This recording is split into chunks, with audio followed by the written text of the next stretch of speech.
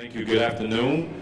Since it's a lightning talk, we'll dive right in. I'll encourage people to make sure to toss out your websites and ways people can follow up to find your great bios and more ways to get engaged in that aspect. Who do we have here in terms of our panelists? Carolyn O'Neill from Generation Citizen. In large part, how are you mobilizing young people to get engaged when it comes to civics and education? Courtney Madden from New Leaders Council, mobilizing millennials around the country around progressive policies and politics. Joy Friedman from Organizer, finding more ways to utilize technology to obviously engage with citizens around the country. And so, first and foremost, I would like for you to convey what is the situation or challenge you're trying to address through your work. You know, is there a data point, is there a case study of why your work is helping to mobilize citizens? Carolyn, I'll start with you. All right. Thank you, Assembly Member. So thinking about a data point, I would point to our voter participation rates. When you look at last year's, in the New York City mayoral election, voter participation was 21%. We have a crisis today, really, of civic engagement. And I work with Generation Citizen, and we believe that stems from a failure in our schools to provide the basic fundamentals of what it means to be a citizen and what it means to be a member, an active member of our democracy, so that we can build a government that responds to the needs of the people in our community. So Generation Citizen what we do is we empower young people. We start with young people because, you know, they're not only the leaders and decision makers and voters of tomorrow, they also have the capacity today, right now, to make powerful change in their communities. And they're chronically disengaged and disconnected from the levers of power in government and in our cities. So what Generation Citizen does is we provide action civics education, which is ensuring that students have the civic skills and knowledge that they need to become active members of our community.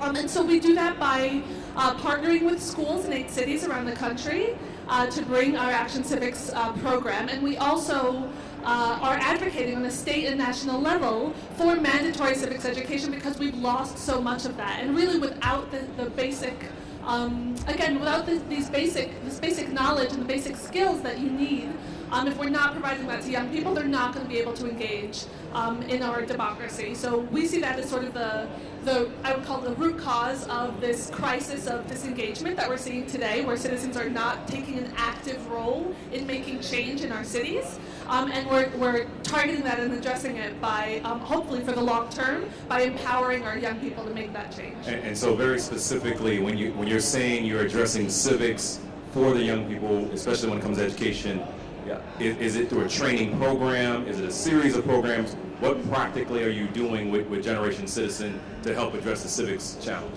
Great. So what happens is we're partnering with middle schools and high schools around the country. And what we do is we engage students in a process that is called Action Civics, where students are going to begin by having debates amongst themselves about issues that are affecting them in their community. And they're going to reach consent. Each classroom of students that we're working with is going to reach consensus around one serious issue that they see.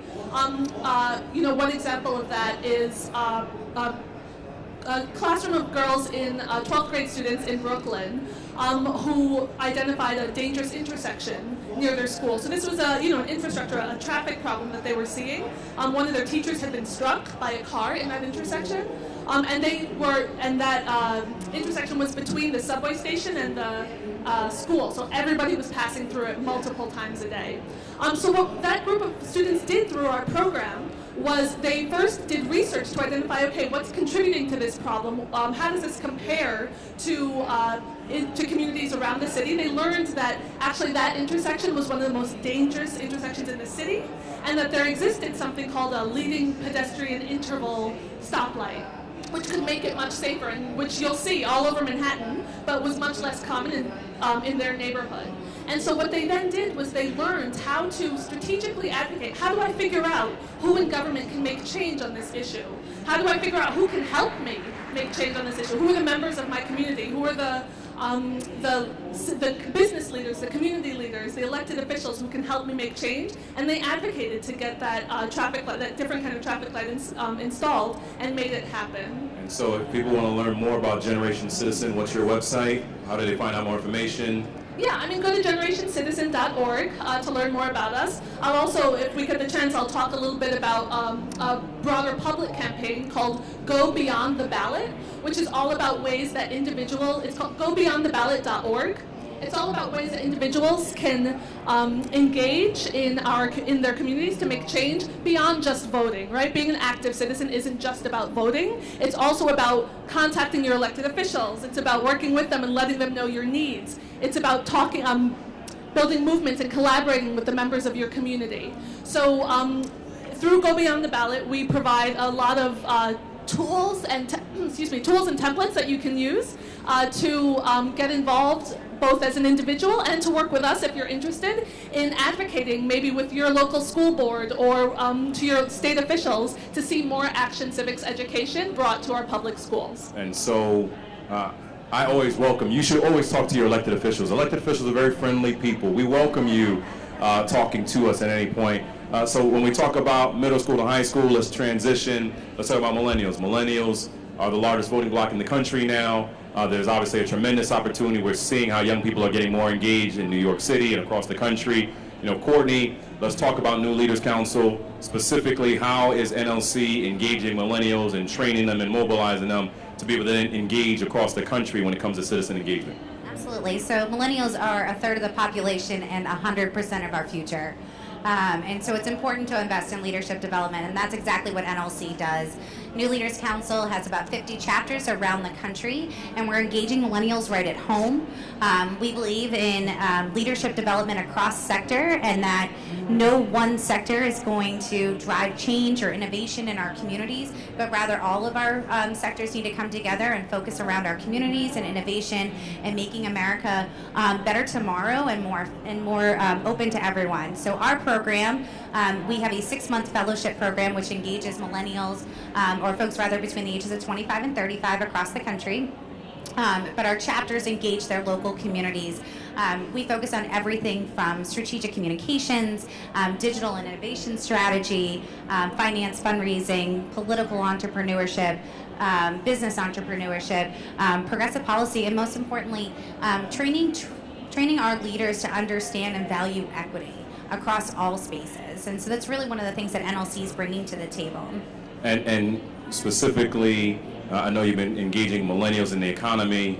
You have your capstone projects. There are specific elements. If you want to talk about what those are, and I believe you also have a national conference coming up in July so that people around the country can learn how they can get involved as well, if you want to share that. We sure do. So NLC is a clearinghouse for millennial political thought. You can learn more about some of our capstone projects through the Millennial Policy Initiative, but also through our local chapters. Our fellows each select an area in which they want to make an impact. They develop a strategy and lean on the network across the country, which includes mentors and trainers and like-minded individuals who want to invest in leadership development and see millennials as a wave of change in America, not just on the national level, but locally, in the way that we do our business, in the way that we lead our cities and our communities. And our capstone projects really seek to address those. Some of our great capstones, if I can highlight a few, are right here in New York City. You might see a progressive greeting card network. It's called Gay Greetings. That has been founded by an NLCer during their capstone project. I was just speaking with an NLCer out in Denver who started an organization called Deep Blue Thought, which is trying to create avenues for media, for organizations and for individuals who don't often get a microphone in front of them. So your teachers, your local activists, your local community leaders who might not always get the sunshine and the bright lights that they deserve for the work that they're doing, but providing them with the media resources they need to get their message out and so that they're not getting lost in the crowd. Our conference is happening. We have our convention every year. It travels around the country. This year we're in Houston. It's the State of Millennial America. I would invite all of you to attend. Our applications are open as well for our fellowship program for 2019.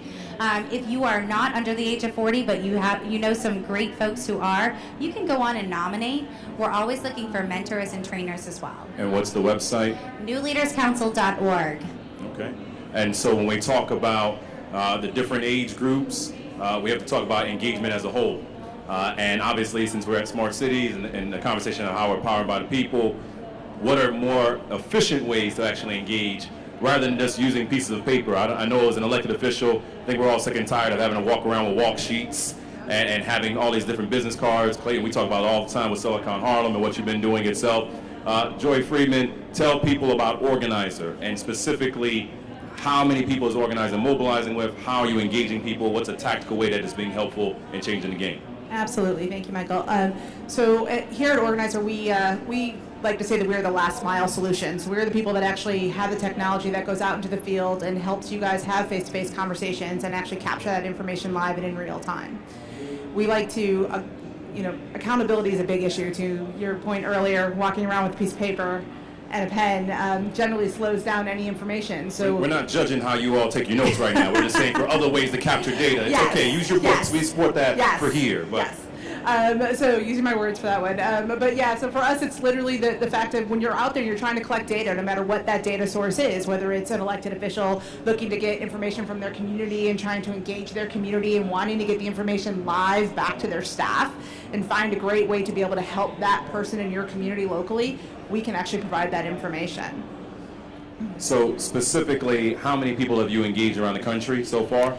Organizer actually has had over 35 million conversations in the tool itself all over the world. So we've been able to help people from all different sectors between political, humanitarian, NGO, and corporate.